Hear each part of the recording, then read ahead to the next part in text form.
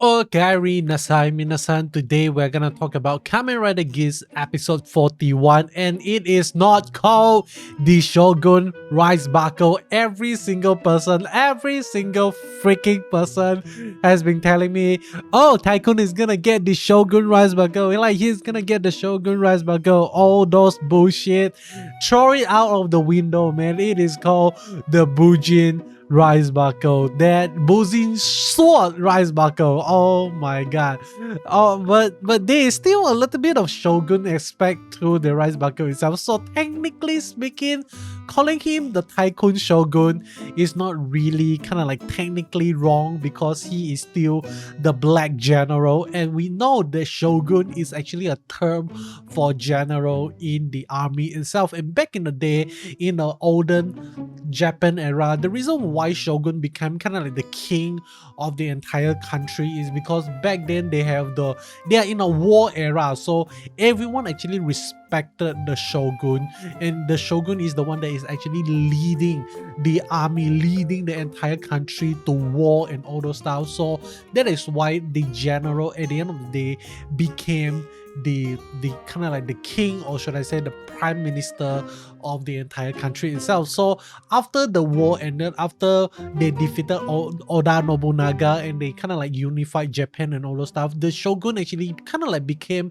more of a figurehead, and that is why like the term shogun is still being used until today to kind of like to show us that hey, that is kind of the leader of the entire country, something like that. Okay, so with that knowledge that I've just shared with you, hopefully you get a little bit of understanding like why like black general equals to a shogun when it is supposed to be a black king, something like that. Okay, but with that being said, let's talk about what happened in this episode. So I'm gonna go through each and different character because I felt like this way, like the way this episode goes is like we go from one character to another. Okay, so let me start off with Sumori. So Sumori, for the first time in her entire Kamen Rider Geats like series, main series, I'm not talking about the spin-off and all those stuff, this is the first time we actually get to see Sumori wearing normal human clothes for like a few seconds before she changed back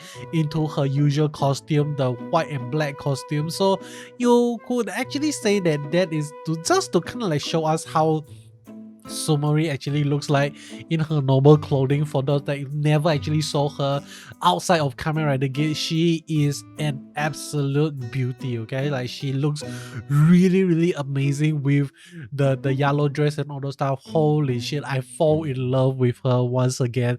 But with that being said, Sumori is right now being like, how do I say, like after they managed to change her, or should I say turn her into the second goddess of creation, the Grand End is gonna get is gonna get launched once again. But I have a big question. Okay, like how are they gonna launch the Grand End when Sumori doesn't want to launch the Grand End itself? Because one thing we learned previously, I okay, maybe I'm wrong, okay, maybe I'm remembering it wrongly, but I remember like when Mitsune one, like when she actually goes through the Grand End scenario and all those stuff, like she died. Okay, like she got destroyed and all those stuff. So if they actually use Sumori to kind of launch the Grand End, isn't that gonna kill Sumori in the process as well? Then doesn't that mean the DGP is gonna lose their own second generation of goddess of creation again? I could be wrong, but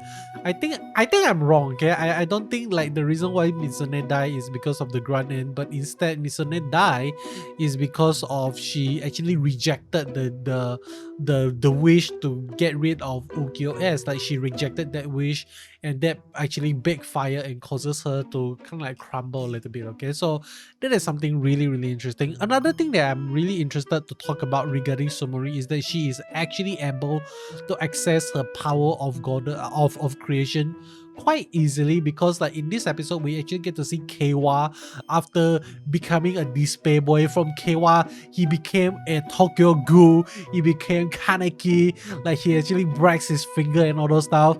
Like that is really cool. I really love his character for doing that. Like he cracks the fingers. Oh, that is so cool. But Keiwa actually goes dark. He after talking to Kekara, he got an inspiration that hey, there is a way for me to get the power I need to achieve what I want in the world itself. So I'm not so sure whether or not he worked with Jito or not, but definitely he is utilizing that distraction of how Jito tried to snatch away Sumori to kind of like pull Sumori away and say that hey, I want to protect you and all those stuff.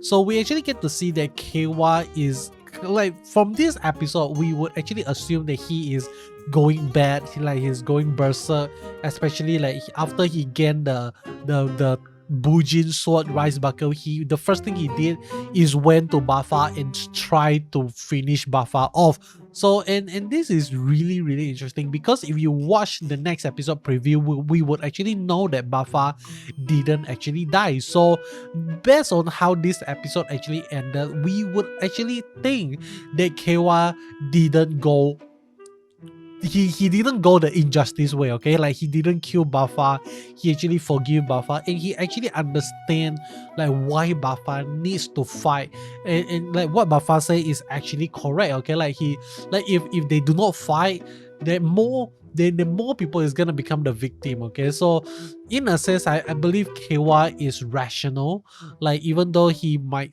appears to be irrational right now, but then again I could be wrong. Maybe Buffa survived because you know how Buffa is with the zombie rice buckle, he can always get resurrected, he's not gonna die so easily, something like that. So there is a possibility that Buffa survived Buffa survived not because Keiwa actually like spare his life, but because of the zombie rice bucket itself, okay? So we are not really sure like is Keiwa truly bad or something like that, because something else say in this episode actually give me a little bit of hope that maybe Keiwa is not going all dark, old villain path right now, but instead he's just going in a more emo, more anti-hero phase, something like that, because S actually says that hey, we need to believe in Tycoon, and it is really rare for us to actually see S believe in someone, okay? Like he actually believed that Tycoon is gonna make the right decision,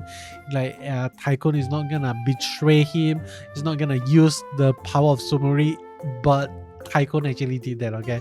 Tycoon betray, I wouldn't say betray S, but Tycoon actually used the power of Sumori to gain the Bujin sword.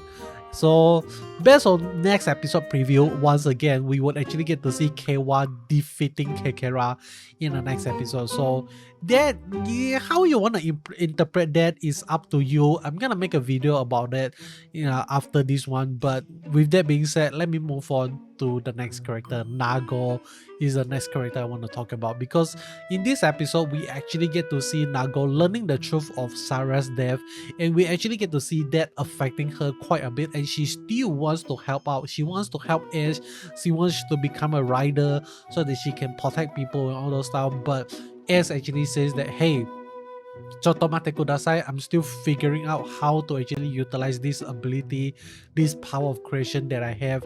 So maybe it's soon, okay? Soon we are gonna see as creating the ID code for Nago, and she's gonna be able to henshin once again. So just stay excited for that, okay? But another thing about Nago, about Neon Kurama, is that she actually went to visit the father, okay? The reason why she go find the father, it's not because she cares about him and all those stuff, but she wants to find the father because she believed that there could actually be a way for the father to help her regain her Kamen Rider power, something like that. So that is the reason why Neon actually go finds the father. But after what we saw, their conversation and all those stuff, we learned that Neon's Kurama's father has been abandoned by his company, like no one respect him anymore, and I'm not sure why this is the case. Like it shouldn't actually became this such a big deal, like just because he got found out that like Jyamato is behind him, something like that.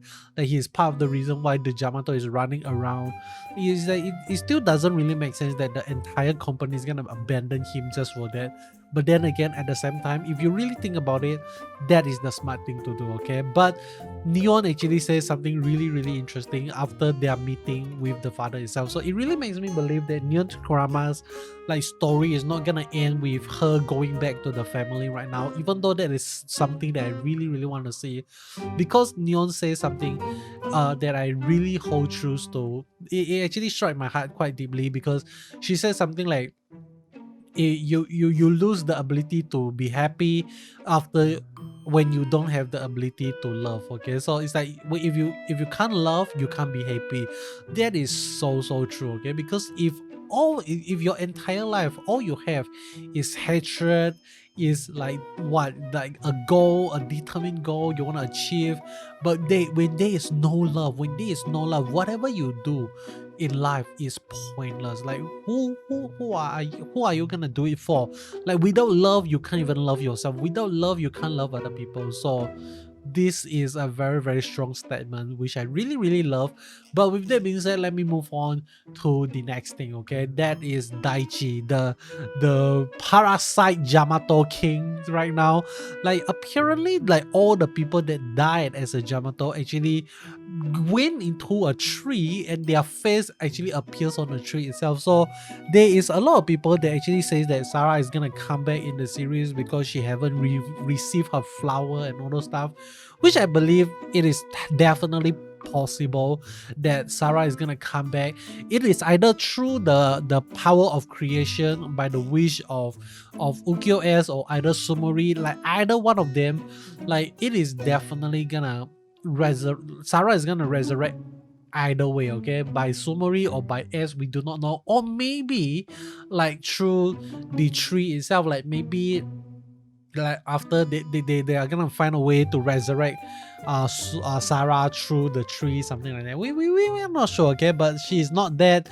She's definitely gonna be back in action once again. Hopefully that is gonna help Tycoon to become good Keiwa once again. So that is something really amazing. But with that being said, I think that is all from me in this episode. Like we get to see some action scene from Jito, like he's fighting with Pangjae and Ukiyo-S.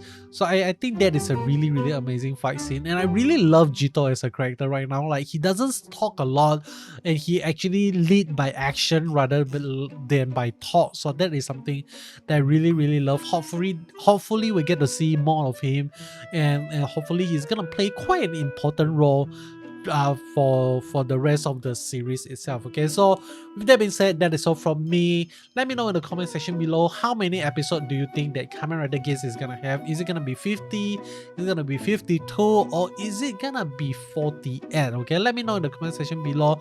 And if you made it this far into the video, means you truly enjoy the content itself. So leave the word heart in the comment section below to let me know you actually finished the video. Heart, okay, HEART,